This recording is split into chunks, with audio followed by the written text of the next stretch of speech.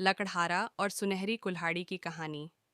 सालों पहले एक नगर में कुसुम नाम का एक लकड़हारा रहता था।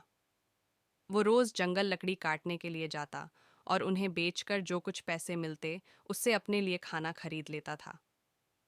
उसकी दिनचर्या सालों से ऐसी ही चल रही थी। एक दिन लकड़हारी जंगल में बहती एक नदी के बगल में लगे एक पेड़ की टहनियों को काटने के लिए उस पर चढ़ा। उस पेड़ की लकड़ी काटते काटते उस लकड़हारे की कुल्हाड़ी नीचे गिर गई। तेजी से लकड़हारा पेड़ से उतरा और अपनी कुल्हाड़ी को ढूंढने लगा। उसे लगा था कि नदी के आसपास उसकी कुल्हाड़ी गिरी होगी और ढूंढने पर मिल जाएगी। वास्तव में ऐसा कुछ हुआ नहीं, क्योंकि उसकी कुल्हाड़ी पेड़ से सीधा नीचे नदी में जा गिरी थी। वो नदी काफी गहरी और तेज बहाव वाली थी। आधे से 1 घंटे तक लकड़हारा अपनी कुल्हाड़ी को ढूंढता रहा, लेकिन जब लकड़ी नहीं मिली तो उसे लगने लगा कि अब उसकी कुल्हाड़ी उसे कभी वापस नहीं मिलेगी। इससे वो काफी दुखी हो गया। लकड़हारे को पता था कि उसके पास इतने पैसे भी नहीं हैं कि वो नई कुल्हाड़ी खरीद सके। अब वो अपनी स्थिति पर नदी किनारे बैठे बैठे रोने लगा। लकड़हारे की रोने की आवाज सुनकर वहां नदी देवता आ गए। उन्होंने लकड़हारे से पूछा, बेटा, क्या हो गया, तुम इतना क्यों रो रहे हो? कुछ खो दिया है क्या तुमने इस नदी में? नदी के देवता के सवाल सुनते ही लकड़हारे ने उन्हें अपनी कुल्हाड़ी गिरने की कहानी सुना दी। नदी के देवता ने पूरी बात सुनते ही कुल्हाड़ी को ढूंढने में लकड़हारे की मदद करने की बात कही और वहां से चले गए। कुछ देर बाद नदी के देवता नदी से बाहर निकलकर आए और उन्होंने लकड़हारे से कहा कि मैं तुम्हारी कुल्हाड़ी लेकर आ गया हूँ। नदी के देवता की बातें सुनकर लकड़हारे के चेहरे पर मुस्कान आ गई। तभी लकड़हारे ने देखा कि नदी के देवता ने अपने हाथों में सुनहरी रंग की कुल्हाड़ी ले रखी है।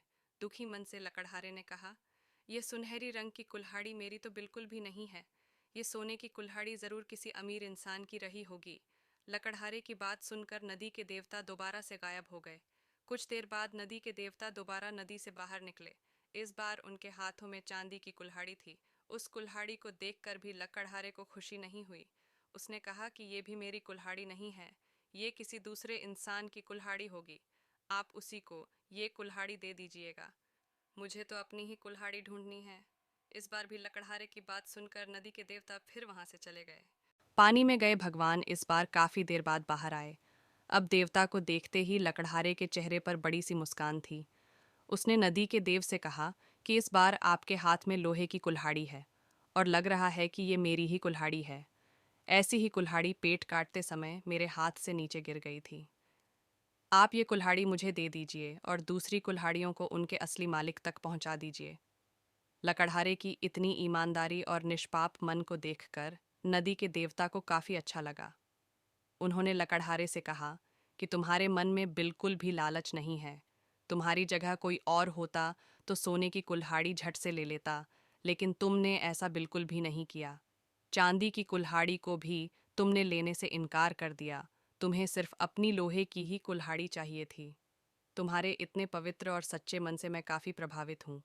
मैं तुम्हें उपहार में सोने और चांदी दोनों की ही कुल्हाड़ी देना चाहता हूँ। तुम अपनी लोहे की कुल्हाड़ी के साथ इन्हें भी अपने पास अपनी ईमानदारी के तोहफे के तौर पर रख लो। कहानी से सीख, ईमानदारी से बड़ी दौलत इस दुनिया में कुछ नहीं है। अच्छे ईमान वाले इंसान की चारों तरफ प्रशंसा होती है।